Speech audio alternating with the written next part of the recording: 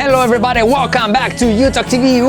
Yes. Hoy tenemos un vídeo recurrente que muchos nos habéis pedido y aunque hay algo ya en el canal, sí que lo volvemos a repetir de manera más sencilla, que es cuando se usa infinitivo o gerundio en inglés. Y lo hemos titulado no digas to play is fun, porque es un error recurrente, un error habitual, ¿vale? Porque ahí habría que decir playing is fun. ¿Y por qué playing y no to play? Ahora lo vemos.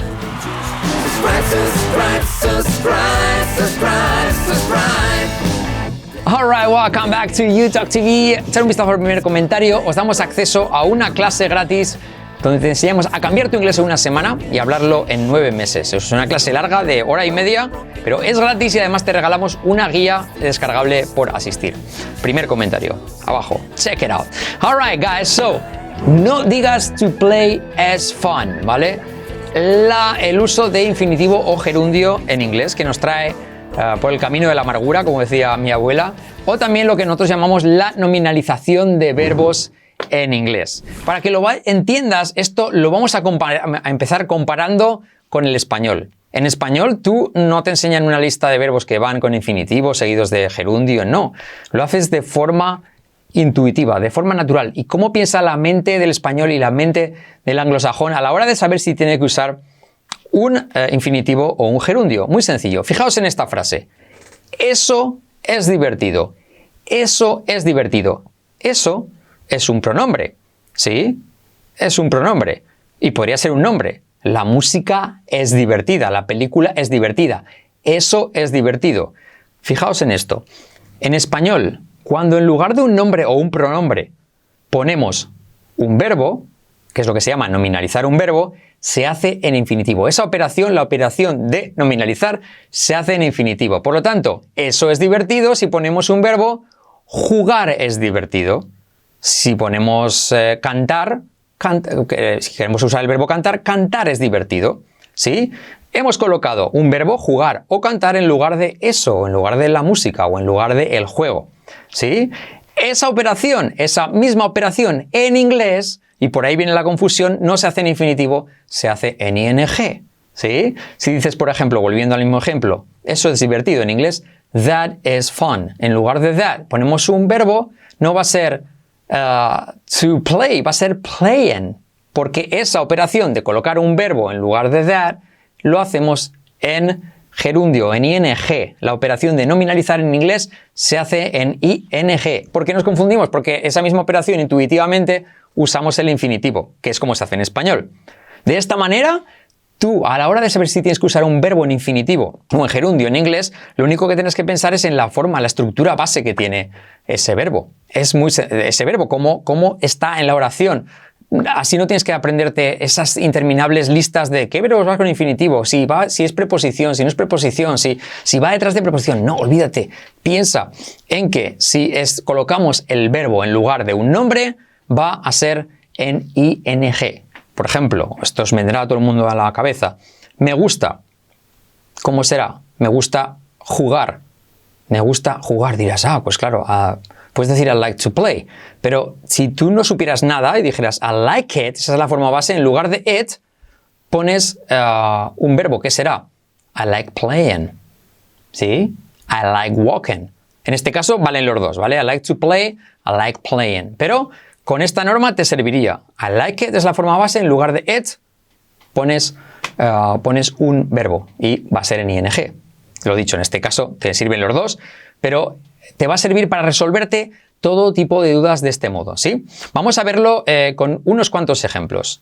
El primero de ellos, como acabamos de ver, I like it, pronombre, I like playing. Da la casualidad que también podrías hacer I like to play, pero con esta teoría saldrías del paso, ¿sí? Fijaos este otro. I'm looking forward to. ¿Eso con qué irá?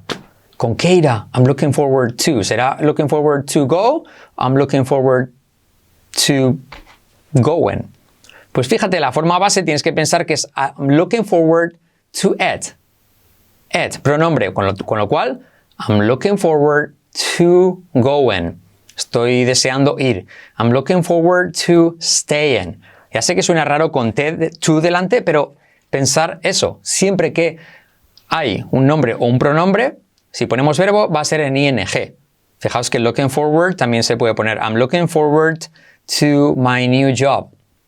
¿Sí? My new job, eso es un nombre. Por lo tanto, ahí, si ponemos verbo ing, ¿sí?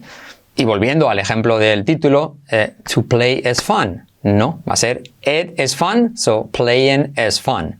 ¿Sí? Jumping is fun. Singing is fun. Porque ponemos un verbo en lugar de un nombre o un pronombre. Más ejemplos. To get used to something. To get used to something es pronombre. To get used to it. Por lo tanto, si ponemos un verbo será to get used to ing. ¿Sí?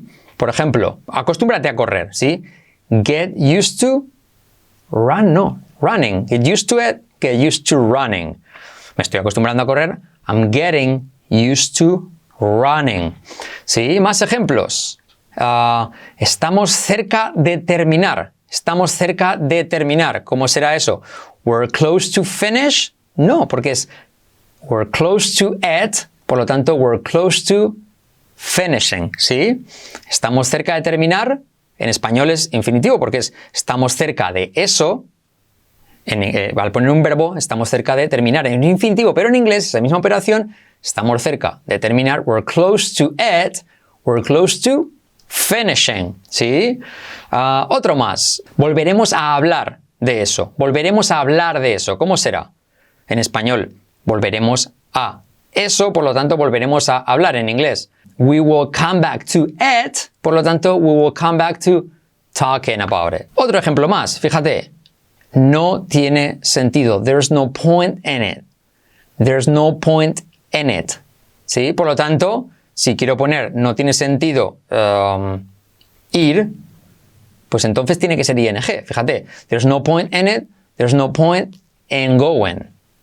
En going. ¿Por qué? Porque ponemos el verbo en lugar de it, en lugar de un pronombre. ¿Sí?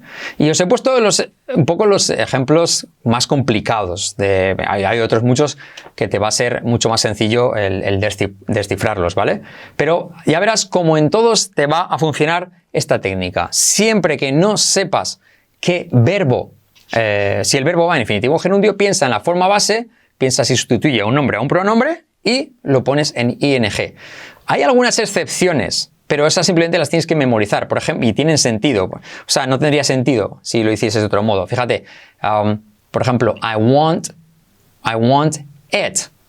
Va seguido de un pronombre y dices, vale, pues I want going. No, en este caso no. Esta es una excepción y se dice I want to go. En este caso no te funcionaría, pero es un verbo como que es muy útil, es muy usado y te va a salir siempre bien, ¿vale? En este caso, esta teoría, hay en algunos que no funciona. Otro típico que no funciona es afford. ¿Sí? Porque la estructura base es no me lo puedo permitir. I can't afford it. I can't afford it. Y sin embargo, el verbo va en infinitivo. No se dice I can't afford going, sino se dice I can't afford to go. Estas dos, hay alguna excepción más por ahí, pero en general esta regla te tiene que acompañar para siempre para que veas cómo piensa la mente nativa y cómo piensa tu mente. Tú no piensas en español si va infinitivo o gerundio, simplemente te sale así y el razonamiento que hay es ese. En español se nominaliza un verbo en infinitivo, en inglés se nominaliza en ing. De ahí que eso es divertido, en español es jugar es divertido, en inglés that is fun es playing is fun. Cuando colocamos ese verbo en lugar de pronombre o nombre, en inglés, ing, en español, infinitivo. Dime si te ha quedado claro, dime todas las preguntas que quieras abajo en comentarios porque esto es súper importante que lo comprendáis, ¿ok? Alright guys, thank you so much and I'll talk to you later.